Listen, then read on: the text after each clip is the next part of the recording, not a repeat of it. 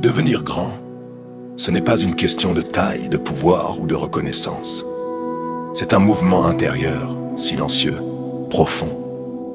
Il commence le jour où l'on cesse de vouloir paraître, pour enfin apprendre à vouloir être.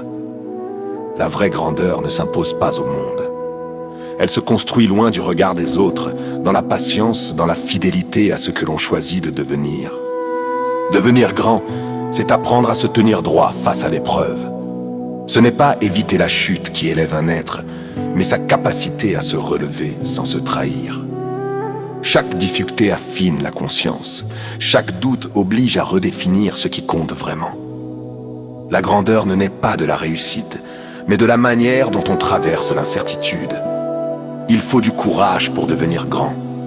Car grandir, c'est renoncer aux illusions rassurantes.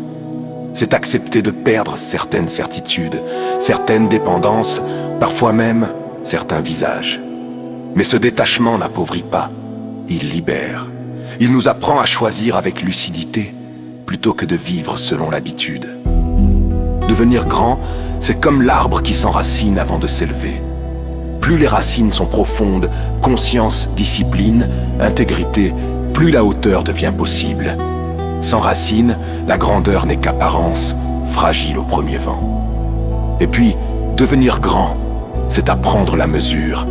Savoir quand parler, quand se taire, quand agir, quand attendre. La maturité, ce n'est pas tout savoir, c'est être en harmonie entre ce que l'on pense, ce que l'on dit et ce que l'on fait.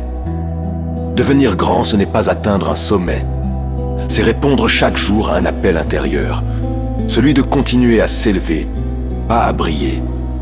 La vraie grandeur ne domine pas, elle est claire. Elle ne cherche pas l'admiration, elle cherche la cohérence.